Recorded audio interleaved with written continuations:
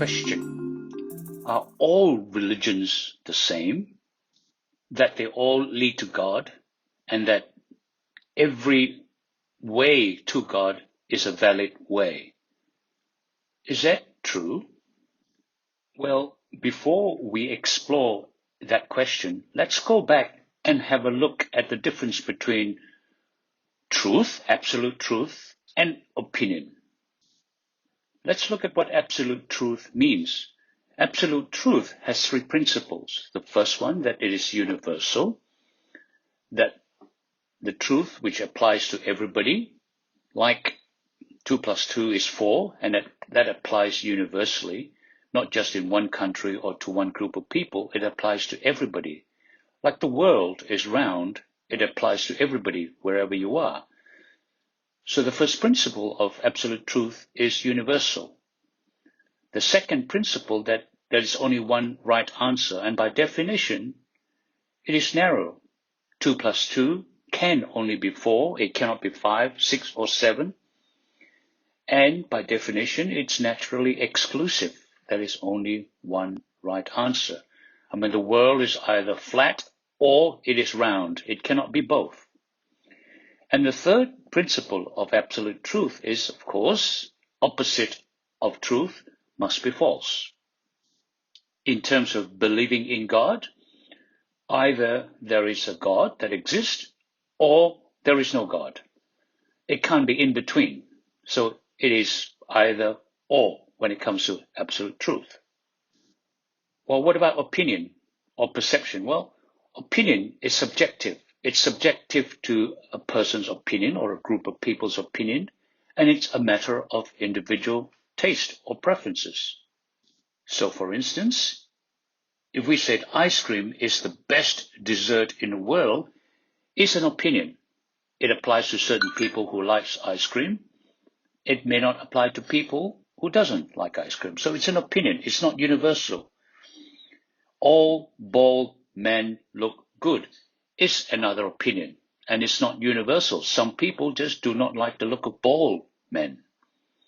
So opinion is subjective. Absolute truth is not subjective. Now let's ask this question. What about religion? More specifically, what about Christianity? Jesus' claim in John 14:6, he claims that I am the way, the truth, and the life, and no one comes to the Father except through me. Now that is an exclusive claim. To put it in today's terms, basically Jesus is saying Christianity is the only true religion and the only true way to God. Now the question is that absolute truth or is an opinion? This is what we're trying to tackle in this broadcast. So, is Christianity the only true religion in the world? Let's test this. Well, some would say, well, no, it's a personal taste. Some would rather be in a neutral position, meaning they say all religions are the same. Well, if you want to choose Christianity, well, it's up to you. Good on you. If you want to choose Buddhism, it's also up to you. It's just as good. Or Islam.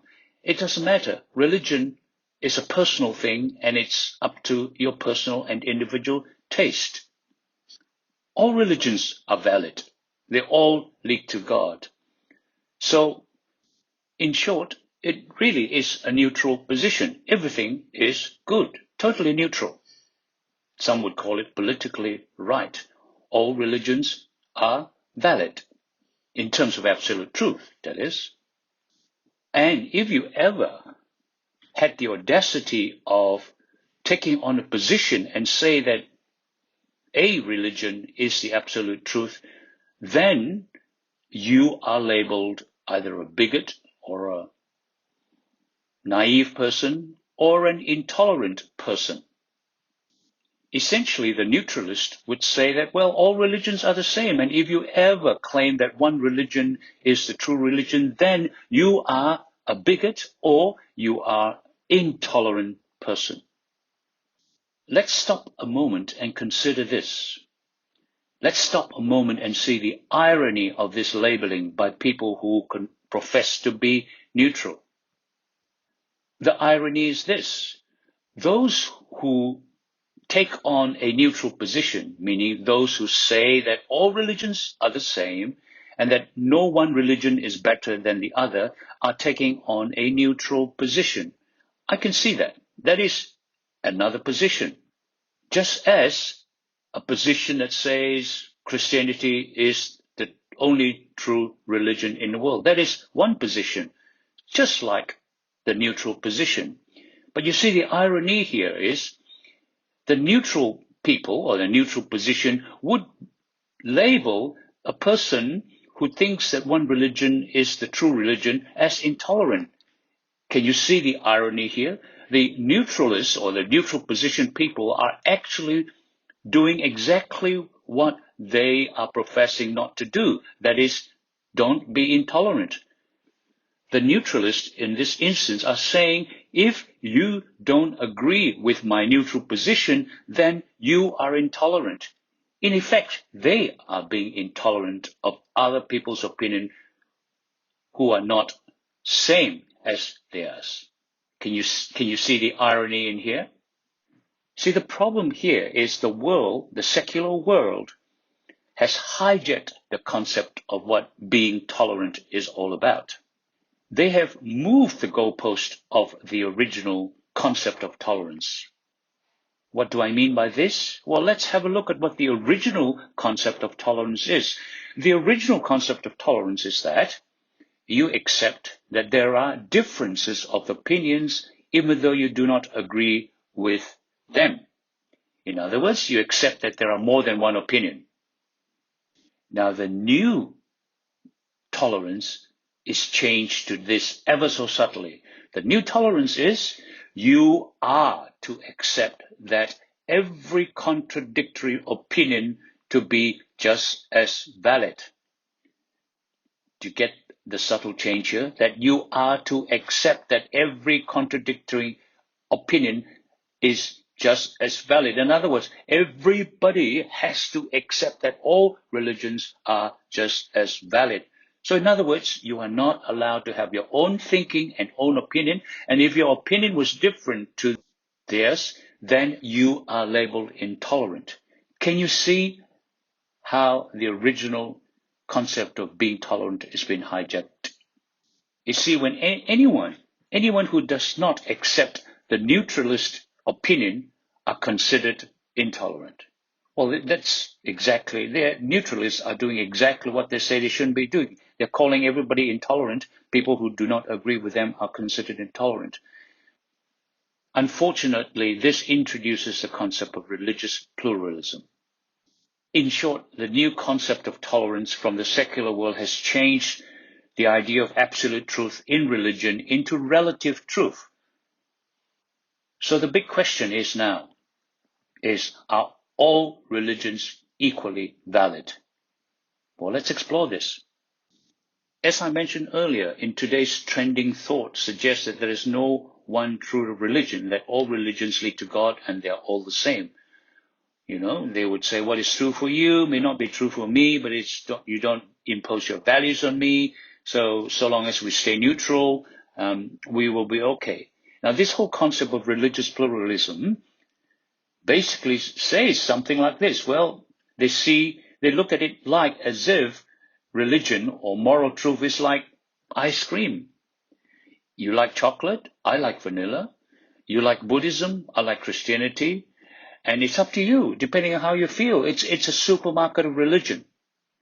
So given this, where do you think this religious pluralist would put Christianity? They would put either on the side of truth or the side of opinion. Well, they would put it on the opinion side because it's subject to people's own feeling and people's ideas. Some may like Christianity, some may not like Christianity. Just choose whatever you like, just as if you're choosing brands of milk in a supermarket. But you see, the problem is religious pluralism emphasizes or assumes that the similarities in religions are more important than the differences in religion. Well, let's look at an example. You got two tablets in front of you, two white tablets. One is an arsenic tablet and one is a Panadol tablet. They all look the same. They both look exactly the same, but their differences in their effect is significant. You do not want to get this wrong. Their differences are more critical than the similarities. See, religion is exactly the same. The differences in religious doctrines are more critical than the similarities. Religions are fundamentally different, and at best, they're just superficially similar. Well, let's look at some fundamental differences between religions and worldviews. You would find that the difference, they actually teach opposites. And given all this, how can opposites be true at the same time? Well, let's look at a few. I want to look at theism, compare it to atheism, compare it to pantheism. Theism is a belief in God. Atheism does not believe in God. And pantheism believes in everything is God and God is in everything. Let's look at that in that section. Let's look at what each of this worldview believe in. Let's look at universal, that the universe had a beginning, rather. In theism, they say, yes, universal has a beginning. In atheism, they don't care. There is no end. When you die, you're finished. There is no God, if you like. Pantheism says the universe has no beginning. It just existed in eternity. Say the life of Jesus. Theism and the Christian part of theism believe that Jesus lived, Jesus died, and Jesus rose. Islam believed that Jesus lived, but he did not die. Judaism believed that Jesus lived and Jesus died, but it did not raise. Now, notice they're totally different. In atheism, they do not believe in Jesus, so there's no need to comment. And pantheism do not believe in Jesus either. And salvation. In theism, Christianity believes that you get salvation, but you're saved by grace through faith in what Jesus did 2,000 years ago. In Islam, you are saved by works alone, totally different. You got this almost chalk and cheese indifference. In atheism, they do not believe in salvation at all. They believe the world there is, when you die, that's it. All you have is this life. And in pantheism, there are different approaches to salvation, but generally, pantheistic religions believe that in order to get salvation, you need to amass and have enough credit and good works in your life to be able to move to the next level. So is salvation by works as well. Totally different in all teachings. Now the question is, if each of these worldviews, each of these religion teach opposite doctrines, can they all be true at the same time? No, they can't. Logic doesn't allow you to say that all religions are the same because they are fundamentally different. Well, given this, can you honestly say that all religions are equally true? You have to say no. And given this, what then is left? Well, what is left might be that, well, they all might be wrong. That's the other option. Well, let's explore that. Can they all be wrong at the same time? Well, no, they cannot be wrong at the same time. Why? Follow me on this. To say that they're all wrong, we must first need to have the right religion to start with. In other words, as C.S. Lewis puts it, if you don't have a straight line, you never know what a crooked line is. So there must be a first unmoving standard to compare with. So when somebody says all religions are wrong, they are making the assumption that they know there is one standard, one unchanging truth that they compare with to know that they are wrong.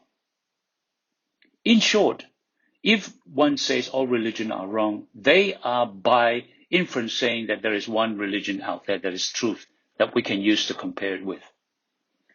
So what have we got left? We have just said that we know all religions cannot be all equally true, and they cannot be all right at the same time. And conversely, we can say all religions cannot be wrong at the same time. Then the logical inference from this thinking is that it's got to be one right religion. Full stop. So what does this mean? This simply means that fundamentally all religions are different. And therefore, given this, there's got to be only one true religion. Perhaps we can understand why Jesus was willing to die for his statement, his exclusive statement in John 14:6, that he says, I am the only true way to God, and I am the only true religion.